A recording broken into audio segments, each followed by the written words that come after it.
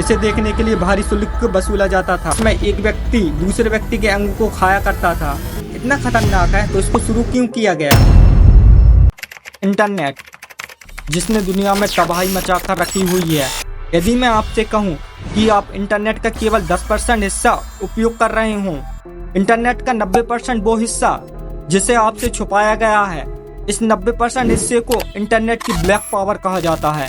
इस black power का एक हिस्सा डार्क वेब है। इस डार्क वेब में ऐसी घटनाएं घटित होती हैं जिसकी कल्पना आप नहीं कर सकते। आज हम इंटरनेट के उस 90% हिस्से के बारे में बात करेंगे जिसे आपसे छुपाया गया है। आखिरकार डार्क वेब क्या है? इस डार्क वेब को हमको भूलकर भी उपयोग क्यों नहीं करना चाहिए, इस वीडियो में हम जानेंगे। हम जो इंटरनेट उपयोग करते हैं उसे हम 2 भागों में बांटते हैं। पहला सरफेस वेब और दूसरा डीप वेब। सरफेस वेब यह इंटरनेट का 10% हिस्सा है जिसे हम उपयोग करते हैं। इसे हम गूगल, बिंग जैसे सर्च इंजन से आसानी से एक्सेस कर सकते हैं। डीप वेब यह इंटरनेट का 90% हिस्सा है। इसे सामान्य रूप से एक्सेस नहीं किया जा सकता। इसे एक्सेस करने के लिए विशेष ब्राउज़र जैसे टॉर ब्राउज़र की आवश्यकता होती है। यह इंटरनेट का बाह्य हिस्सा है जिसे आम पब्लिक से छुपाया जाता है। इस डीप वेब का एक हिस्सा डार्क वेब है जिसके अंदर ऐसी घटनाएं घटित होती है जो आम पब्लिक नहीं जानती। आज हम इसी डार्क वेब को जानेंगे। डार्क वेब यह इंटरनेट का बाह्य हिस्सा है जहां पर सभी इलीगल काम किए जाते हैं, जैसे ड्रग्स का क्रय विक्रय, हथियार के लेन देन, मर्डर, नकली आईडी जैसे काम होते हैं। डार्क वेब का मार्केट बहुत बड़ा मार्केट है। हम एक एक करके इसके मार्केट को जानेंगे। सिल्क रूट यह डार्क वेब का पहला बड़ा मार्केट है। यह एक ब्लैक मार्केट था जिसे 2011 में शुरू किया गया। इस मार्केट में मुख्य रूप से ड्रग्स की अवैध क्रय विक्रय, नकली आईडी, हथियार के लेन देन होते थे। सिल्क रूट के संस्थापक रॉस उल्ब्रिच थे। इन्होंने सिल्क रूट को ड्रीट पायरेट रॉबर्ट्स वेबसाइट के नाम से चलाया ताकि सिल्क रूट की पहचान गुप्त रख सकें। सिल्क रूट पर लेन देन के लिए बिटकॉइन का उपयोग किया जाता है और इसे टोर ब्राउज़र द्वारा एक्सेस किया जाता था जिससे उपयोगकर्ता की पहचान गुप्त रहे। 2013 में FBI ने सिल्क रूट को बंद कर दिया और रॉस उल्ब्रिच को न्यूयॉर्क पब्लिक लाइब्रेरी से गिरफ्तार कर लिया। इन्हें ड्रग ट्रैफिकिंग, मनी लॉन्ड्रिंग और अन्य अपराधों का दोषी ठहराया और आजीवन कारावास की सजा दी गई।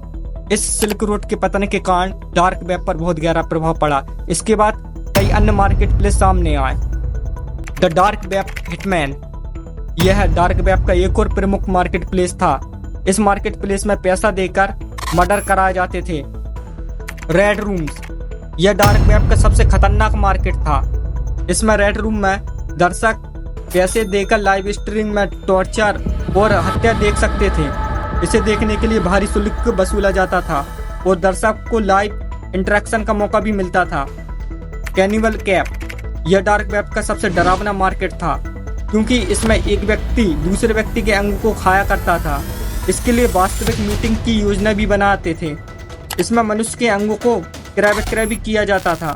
द शैडो वेब यह डार्क वेब का सबसे गहरा हिस्सा माना जाता है।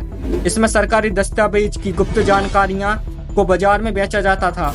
इससे स्कैमर्स को अरबों का फायदा होता था। आज आपने डार्क वेब के बारे में जाना। आपको पता चल गया है कि हमको डार्क वेब का क्यों उपयोग नहीं करना चाहिए। अब आपके मन में क्वेश्चन आता होगा कि यह डार्क वेब इतना खतरनाक है तो इसको शुरू क्यों किया गया। इस क्वेश्चन का जवाब हम आपको देते हैं। डार्क वेब की शुरुआत 90 के दशक में अमेरिका सरकार ने शुरू की थी। अमेरिका सेना ने पूरे विश्व भर में मौजूद अपने एजेंट के साथ खुफिया जानकारी को शेयर करने के लिए डार्क वेब बनाया, परंतु डार्क वेब पर कम लोग होने पर गुप्त सूचना लीक हो सकती थी। इस कारण इसे गुप्त बनाने के लिए अमेरिका सरकार ने डार्क वेब को आम जनता के लिए भी जारी कर दिया।